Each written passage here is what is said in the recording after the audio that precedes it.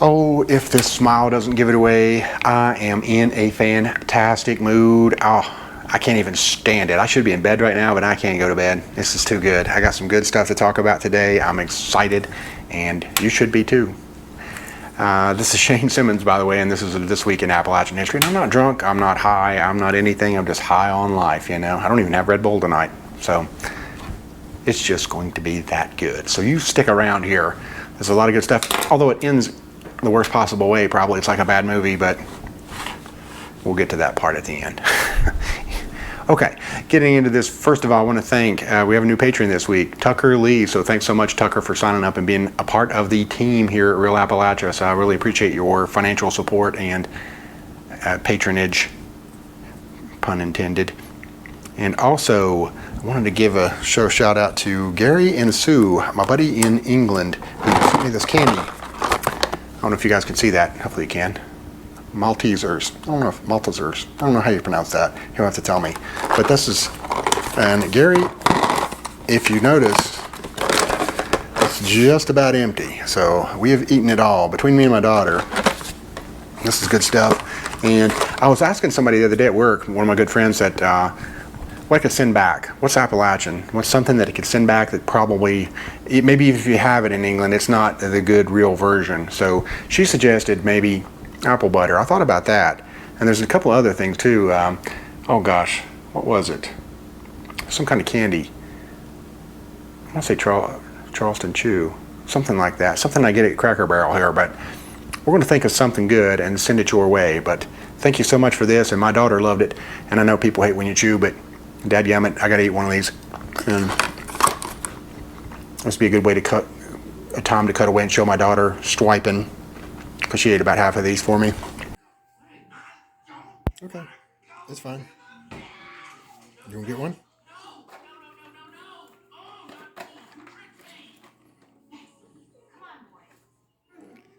Good job. Eat it. Is it yummy?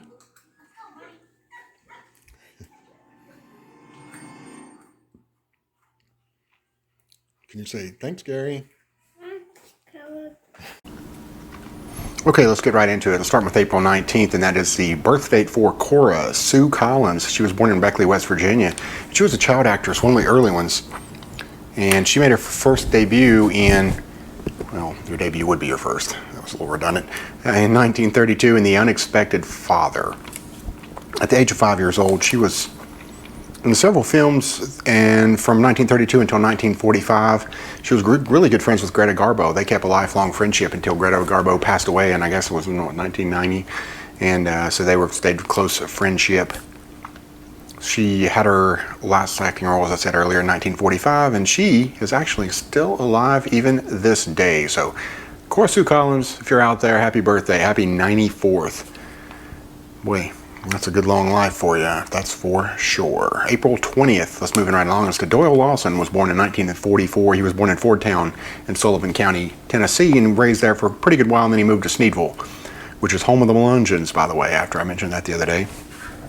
His career got started with Jimmy Martin and the Sunny Mountain Boys in 1963. Then he played with J.D. Crowe, and that's, of course, a very famous musician in the bluegrass and gospel realm, and he started playing with him in 1966, and then in 1971 he joined the Country Gentlemen.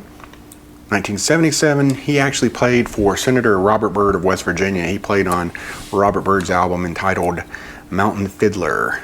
And in 1979 Doyle Lawson formed his own band, Doyle Lawson and Quicksilver, which is still in existence today, and he was actually inducted in 2012 into the International Bluegrass Music Association Hall of Fame. And just recently, maybe even this week, he announced that he would no longer be touring here very shortly. So if you want to see him, I suggest you catch him in the next few months. I've actually had the pleasure of seeing him, I think 2 or maybe 3 times in person, and puts on a great show, just an amazing musician and great person, just a wonderful human. I actually met him too here in Bristol. He came to a Chamber of Commerce event where he got an award, and just a gracious, humble guy. You'd never dream in a million years he was a pretty famous dude, so. And congratulations on your retirement, Doyle, if you ever see this.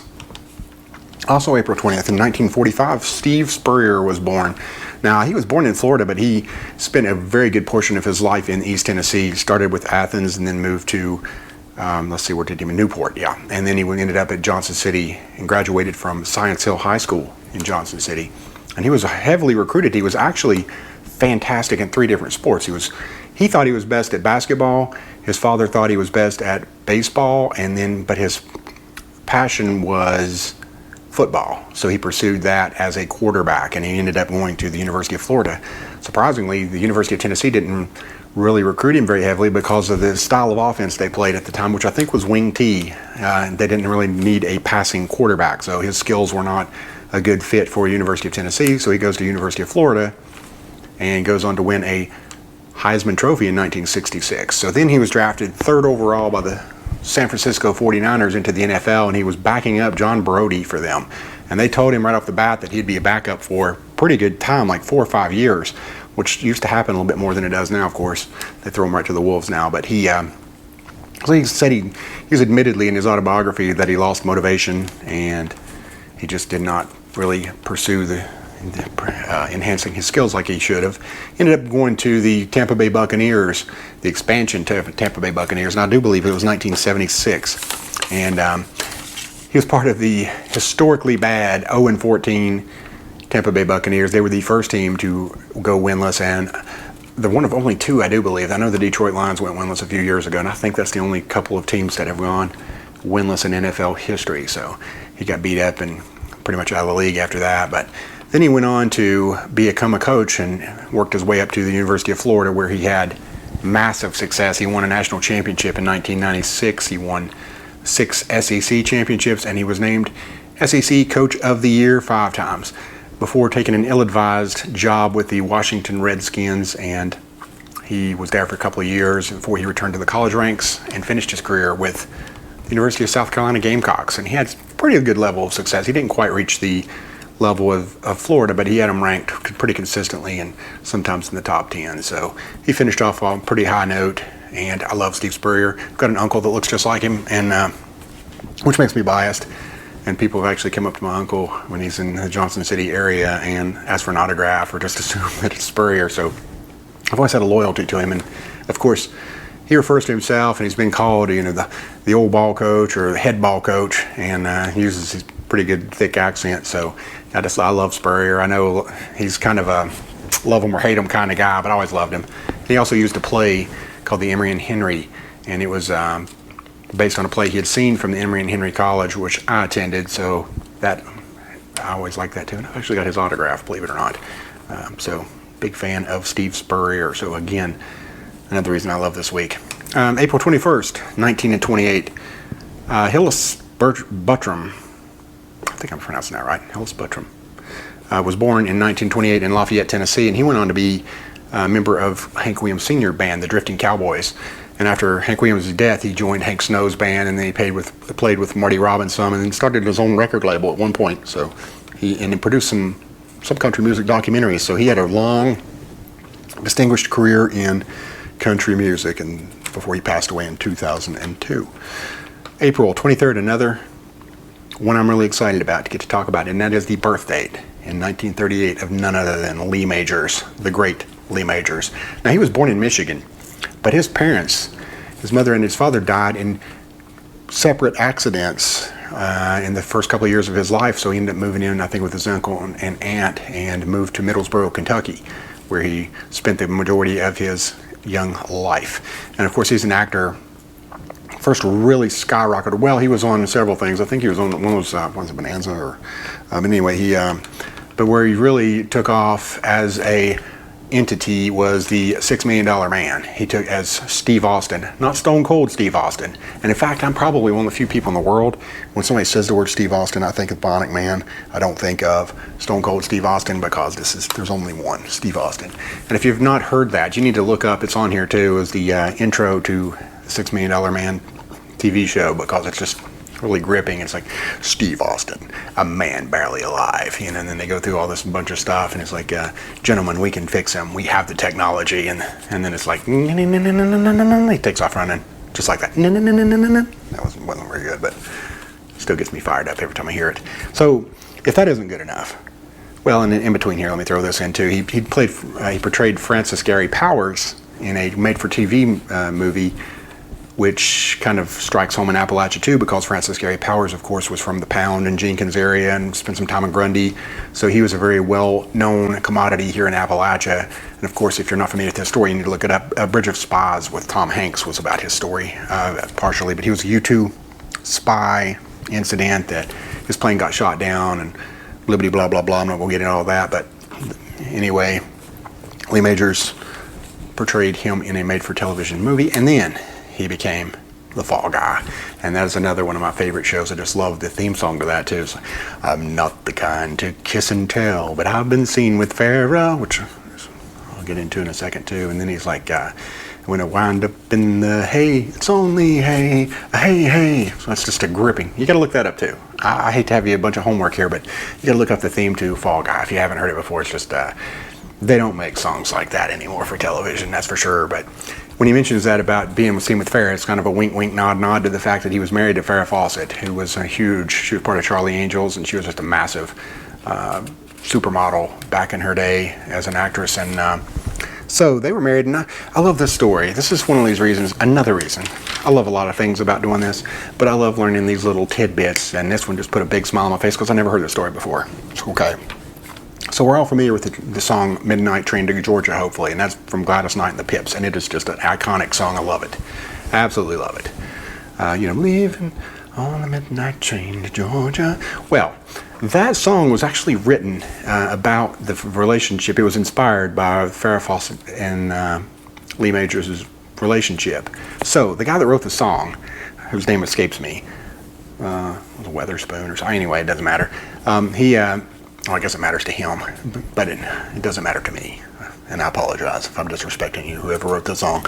But anyway, he talked to Farrah Fawcett on the phone, and Farrah Fawcett was told him that she was taking the midnight plane to Houston to see some of her family. And somehow that story got stuck in his head, so he writes Midnight Train to Georgia. So, and the great thing for me too is like, okay, she took the midnight plane, he changed his plane to train, Houston becomes Georgia, then she was going to Houston, so he changes, but it changes that to the man going to Georgia, and it's just all this whole juxtaposition of everything seems like got changed around, yet it was still inspired by them. Also, that it talks about a struggling guy leaving, and of course they were both wildly successful at the time that this song was written. So just kind of cute and clever how all of that how Midnight Plane to Houston became Midnight Train to Georgia. You just never know where your inspiration might come from. So that wraps up Mr. Lee Majors for me, so I hate to move on.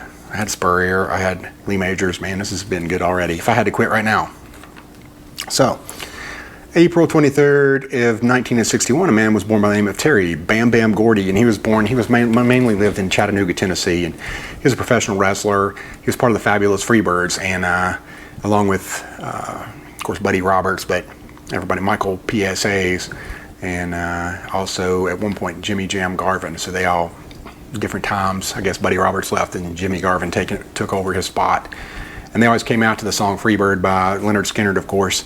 And man, that was back when wrestling was actually decent to watch. It was real, it was gripping, and Terry Gordy was the epitome of that, because he would really, you could tell he worked himself up into a frenzy. I think he really believed half the stuff he said. He just convinced himself that it was real. And he's known to do the pile driver.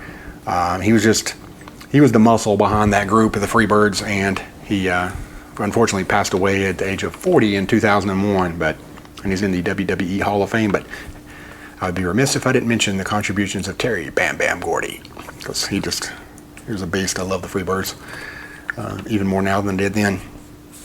Okay, moving on to April 24th. Kaywood Ledford was born in 1926 in Harlan, Kentucky.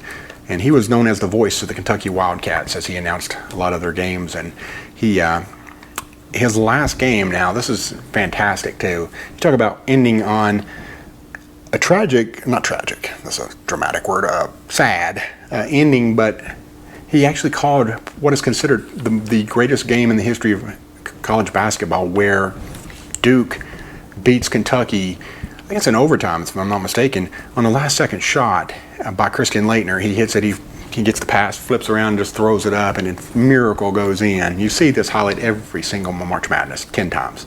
And so Christian Laettner hits that shot, beats them by 1 point, and wins the East Regional Final. It wasn't even for the national championship, but he wins that game and ends the career of Kaywood Ledford. And then I guess they knew that Ledford was retiring, and after the game, even in the frenzy of excitement and thrills of victory, the coach, the Class E coach of Duke, Mike Krzyzewski, goes over and congratulates Kaywood Ledford on his distinguished career. So that is the end of Mr. Ledford's career, and his life ended in 2001. Finally, and this sucks, I hate to end I sucked all my life out of here, but April 25th was the breakout of the 2011 super outbreak. And it lasted from April 25th until the 29th, and what that was where 360 tornadoes hit a bunch of states in the east and the south and caused massive damage. I mean, billions of dollars in damage, and ended the lives of 348 people. So it was just a calamity, and I do remember when that happened myself, because it actually hit some of that storms and so forth. It's here in Virginia and East Tennessee where I was at. I was in a hotel room that night in Bluntville, and it was tornadoes were all over the area, and I remember just watching the news, and I was there by myself. I was like, gosh, this is terrifying. You just don't know if you're even gonna wake up alive the next day. So that was an unforgettable experience, to be sure. So that wraps up this week, and it was like zzz, and poof, I fell off like a roller coaster or something, I guess. But anyway, it'll be better. I wish I had a joke or something, but maybe I'll eat one of these. I mean, it won't help you any, but I get the sugar high off of this. And anyhows, thank you guys. Thanks for, again, Tucker Lee for signing up, and thank you, Gary and Sue, for sending candy my way. See you next week.